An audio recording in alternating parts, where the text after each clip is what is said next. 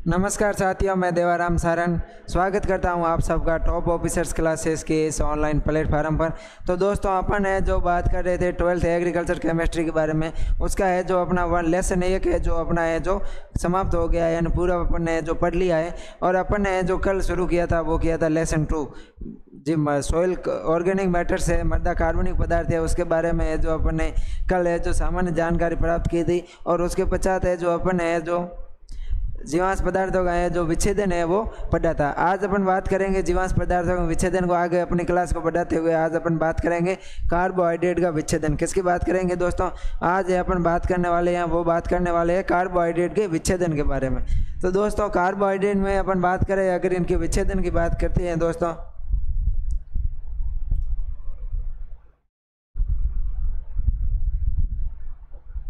अपन बात करें दोस्तों कार्बोहाइड्रेट के विच्छेदन के बारे में। किसकी बात करें दोस्तों?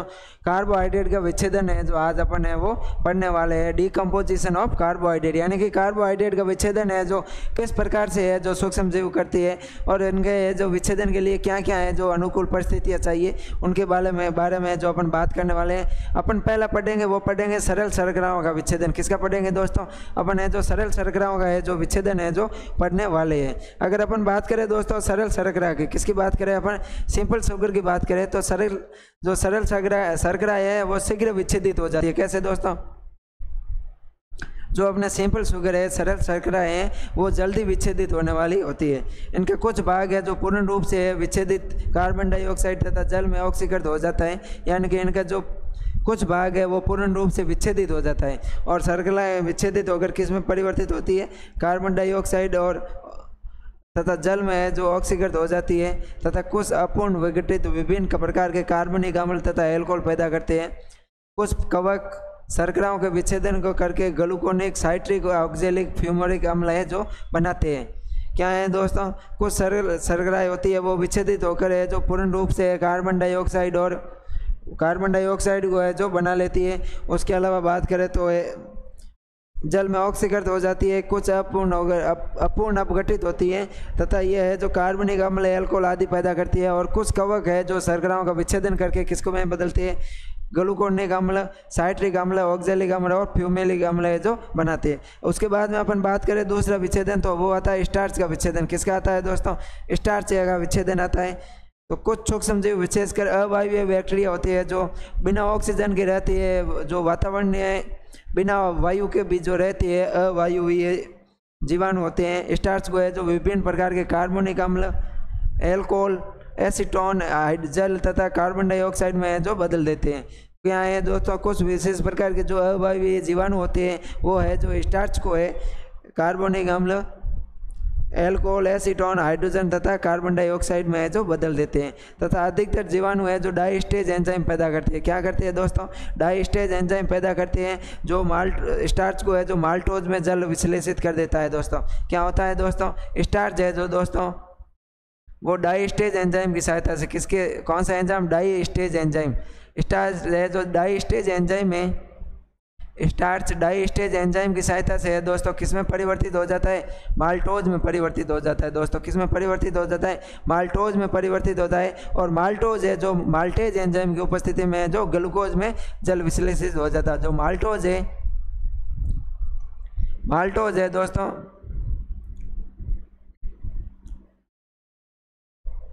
ये अभिक्रिया है जो मैं यहाँ पर लिख रहा हूँ दोस्तों। क्या पर? यहाँ पर यही लिख लेते हैं दोस्तों। अपन बात करें दोस्तों स्टार्च की। किसकी बात करें दोस्तों? स्टार्च की बात करें दोस्तों, तो स्टार्च है जो डाई स्टेज एंजाइम की सहायता से, कौन सा enzyme? Diastase enzyme. Starch है जो डाई स्टेज एंजाइम की सहायता से है जो दोस्तों किस में बदलता है? माल्टोज में बदलता है। किस में बदलता है दोस्तों? माल्टोज में है जो बदलता है। तथा जो माल्टोज है दोस्तों वो माल्टेज एंजाइम की उपस्थिति में, कौन सा एंजाइम? माल्टोज है जो माल्टेज एंजाइम की है जो उपस्थिति में है दोस्तों वो किस में बदलता है? माल्टोज है जो माल्टेज एंजाइम की उपस्थिति में है दोस्तों वो ग्लूकोज में बदलता है। दोस्तों, किस में बदलता है? ग्लूकोज में है जो बदलता है। तथा जो ग्लूकोज है दोस्तों ये जल विश्लेषित कर देता है। ग्लूकोज को विभिन्न जीवाणु है जो उसे कार्बन डाइऑक्साइड तथा H2O में परिवर्तित कर देते हैं। ग्लूकोज में है जो विभिन्न प्रकार के जो है इसके ऊपर जो जीवाणु है जो कार्य करते हैं तथा इसको है जो जल विघटित करके या जल विश्लेषित करके है जो कार्बन डाइऑक्साइड तथा जल में परिवर्तित कर देते हैं तथा इससे जो ऊर्जा प्राप्त होती है। अगला आता है हेमीसेलुलोज का अपघटन। किसका आता है दोस्तों? हेमीसेलुलोज। अपन बात करें दोस्तों हेमीसेलुलोज की, किसकी बात करें? हेमीसेलुलोज की बात करें तो प्रारंभ में कार्बनिक पदार्थ में उपस्थित हेमीसेलुलोज का जल अपघटन शीघ्रता से होता है। क्या होता है दोस्तों? शुरुआत में जो हेमीसेलुलोज है वो कार्बनिक पदार्थ में होता है। किस में होता है दोस्तों?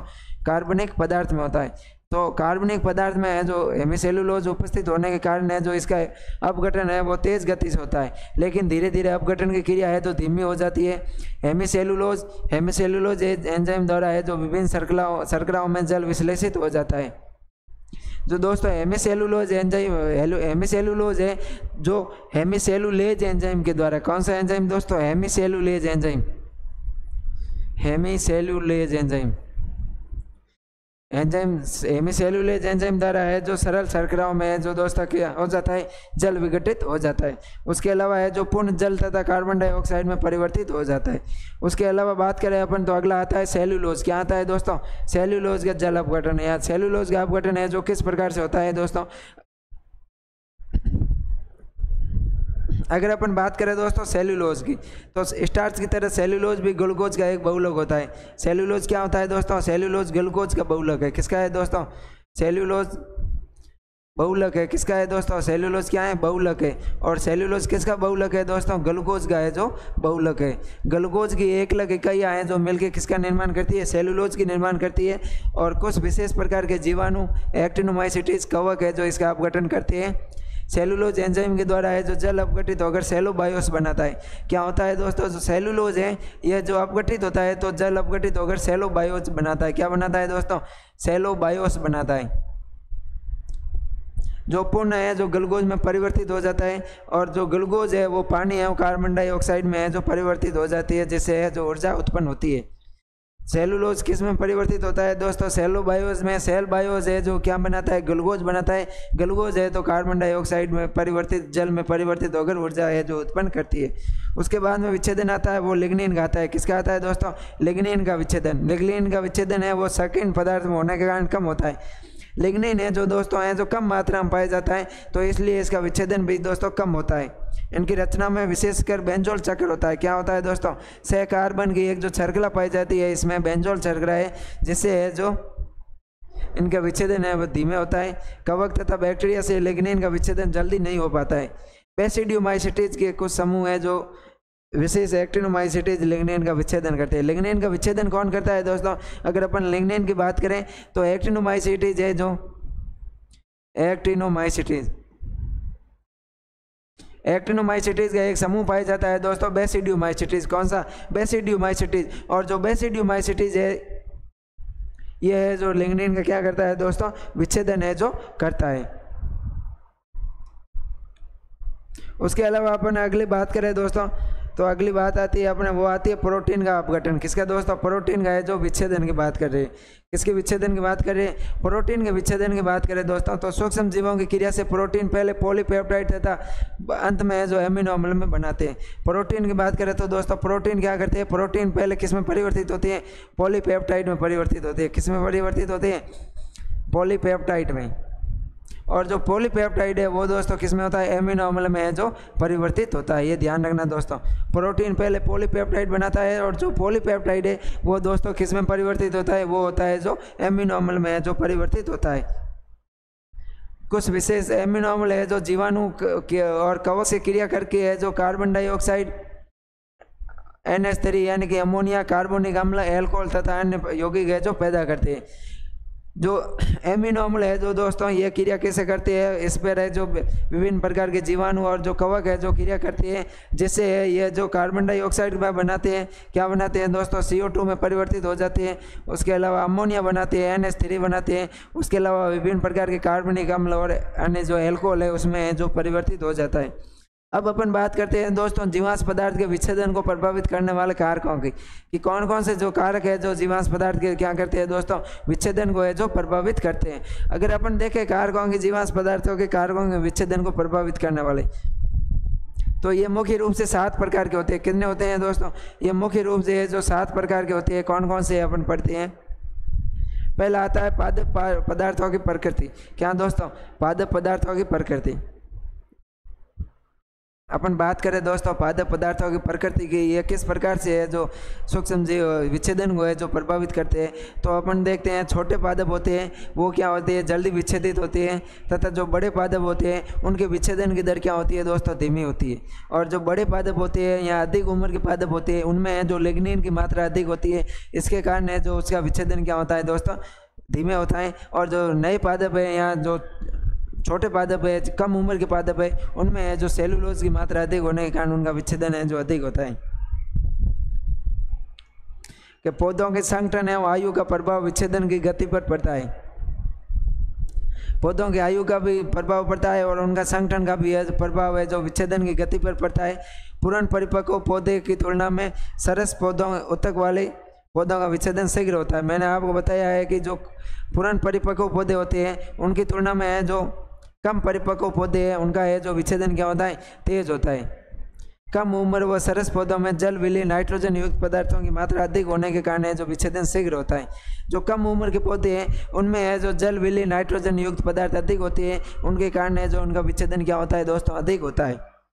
परिपक्व पौधों में हेमीसेलुलोज, सेलुलोज तथा लिग्निन की मात्रा बढ़ जाती है। जो परिपक्व पौधे हैं उसमें है जो हेमीसेलुलोज, सेलुलोज और लिग्निन की मात्रा अधिक होने के कारण है जो उनका विच्छेदन क्या होता है दोस्तों, धीरे धीरे होता है। तो ध्यान रखना दोस्तों, पदार्थों की प्रकृति में अपन देखें तो सरस पौधे या जो कम उम्र के पौधे हैं उनका विच्छेदन अधिक होगा, अधिक उम्र के पौधों का विच्छेदन कम होगा या धीरे धीरे होगा।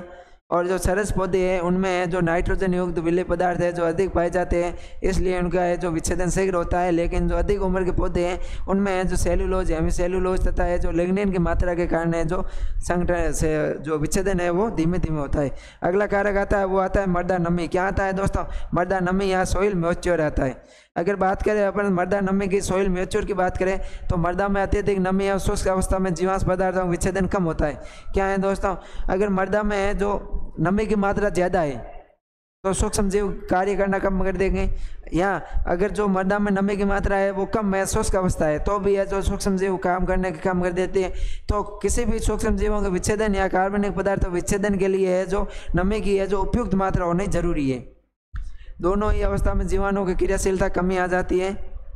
विच्छेदन के लिए उपयुक्त नमी की मात्रा है जो मृदा जल धारण की क्षमता से 60 से 80% होनी चाहिए। जो वाटर होल्डिंग कैपेसिटी है, मृदा जल धारण क्षमता है, उसका है जो 60 से 80% नमी होना जरूरी है।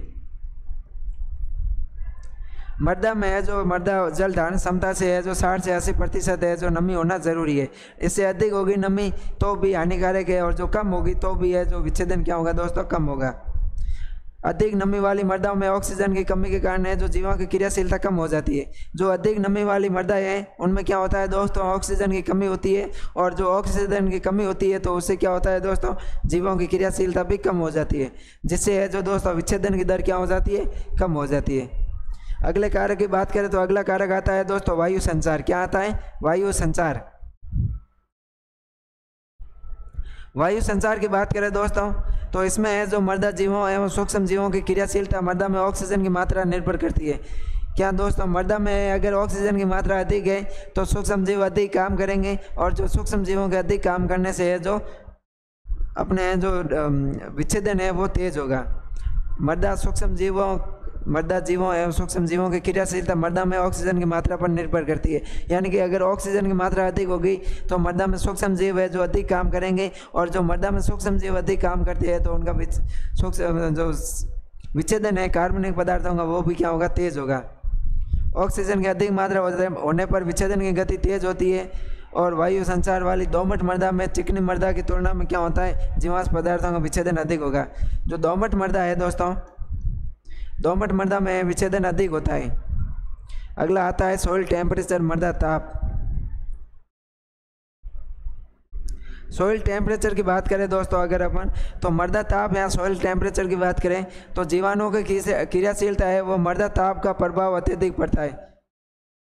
विच्छेदन की प्रक्रिया है जो 5 डिग्री सेंटीग्रेड पर भी होती है, लेकिन ताप के बढ़ने के साथ इसकी गति बढ़ जाती है, और विच्छेदन के लिए उपयुक्त तापक्रम है जो 30 डिग्री सेल्सियस है। ताप का है जो मर्दा पर है जो अधिक प्रभाव पड़ता है, क्योंकि यह जो न्यूनतम विच्छेदन की क्रिया है जो 5 डिग्री सेल्सियस तापमान पर शुरू हो जाती है, लेकिन जो 30 डिग्री सेल्सियस तापमान है वो है जो विच्छेदन के लिए है जो उपयुक्त तापमान है। उसके बाद में अपन बात करें दोस्तों अगली इससे आगे की, तो जो 30 से 40 डिग्री सेंटीग्रेड तापमान होता है दोस्तों वो है जो विच्छेदन के लिए क्या उपयुक्त रहता है। मर्दा में 40 डिग्री सेंटीग्रेड से अधिक ताप होने पर है जो ताप सहन करने वाले हैं जो बैक्टीरिया, फंजाई, एक्टिनोमाइसीट्स द्वारा ही विच्छेदन होता है। लेकिन विच्छेदन के लिए सबसे उपयुक्त तापमान कितना है दोस्तों? 30 से 40 डिग्री सेल्सियस होता है। विच्छेदन शुरू तो 5 डिग्री से हो जाता है, लेकिन उपयुक्त तापमान है वो 30 से 40 है। 40 डिग्री से अधिक तापमान होने पर है जो कुछ ही विशेष प्रकार के सूक्ष्म जीव है जैसे जीवाणु का, बैक्टीरियोमाइसीट्स है, ये जिंदा रह पाते हैं और विच्छेदन की क्रिया को प्रारंभ करते हैं।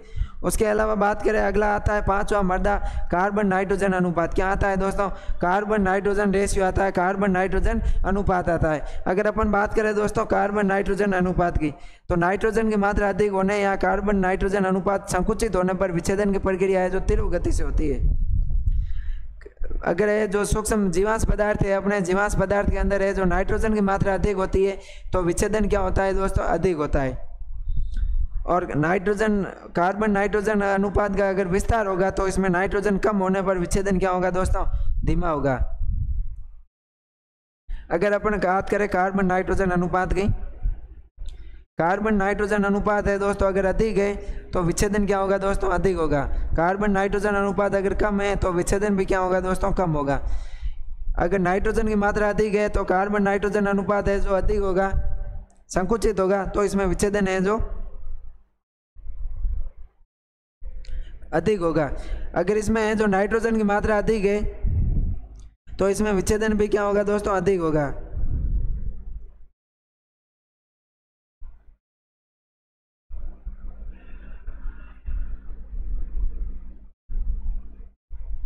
क्या है दोस्तों? अगर है जो कार्बन नाइट्रोजन अनुपात की बात करें, नाइट्रोजन की मात्रा अधिक होगी तो कार्बन नाइट्रोजन अनुपात क्या होगा? संकुचित होगा। और कार्बन नाइट्रोजन अनुपात संकुचित होगा तो उसमें विच्छेदन क्या होगा दोस्तों? अधिक होगा। उसकी तुलना में अगर उसके विपरीत बात करें, अगर नाइट्रोजन की मात्रा कम है तो कार्बन नाइट्रोजन अनुपात क्या होगा दोस्तों? अधिक होगा। और कार्बन नाइट्रोजन के अधिक होने के कारण है जो दोस्तों विच्छेदन है जो दोस्तों कम हो जाता है। उससे आगे बात करें, अगर अपन पीएच की बात करें, किसकी बात करें दोस्तों? सोइल पीएच की बात करें, मृदा पीएच की बात करें, तो मृदा में है जो जीवांश पदार्थों का विच्छेदन उदासीन पीएच पर अधिक होता है। क्या दोस्तों? मृदा में है जो जीवांश पदार्थों का विच्छेदन है जो पीएच 7 होती है उस पर है जो अधिक होता है। अम्लीय और क्षारीय मृदाओं में विच्छेदन कम होता है। अम्लीय मृदा में चूना मिलाने पर विच्छेदन की गति है जो बढ़ जाती है। जो मृदा का पीएच 7 है, 7 पर विच्छेदन सर्वाधिक होता है। अम्लीय मृदा और क्षारीय मृदा में विच्छेदन कम होता है। अम्लीय मृदा में चूना मिलाएंगे तो विच्छेदन की गति है जो दोस्तों बढ़ जाएगी। उसके बाद में आता है पोषक तत्व। क्या आता है दोस्तों? पोषक तत्व। बात करें अपन न्यूट्रिशन की, पोषक तत्वों की बात करें तो मृदा में है उर्वरकों द्वारा पोषक तत्व मिलाने पर विच्छेदन की गति में है जो तेज आता है। मृदा में अपन को है जो अगर पोषक तत्वों की मात्रा अधिक होगी तो सूक्ष्म जीव अधिक क्रियाशील होंगे और सूक्ष्म जीवों के क्रियाशील अधिक होने से है जो विच्छेदन की गति भी क्या होगी दोस्तों? तेज होगी। तो आज है दोस्तों अपन है जो सूक्ष्म जीवों को विच्छेदन की कारक है जो, उसके अलावा जो विच्छेदन को प्रभावित करने वाले कारक है उनके बारे में पढ़ लिया है। इससे आगे पढ़ेंगे अपन नेक्स्ट की अगली क्लास में। तब तक मिलते हैं नेक्स्ट क्लास में। तब तक के लिए थैंक यू, धन्यवाद दोस्तों।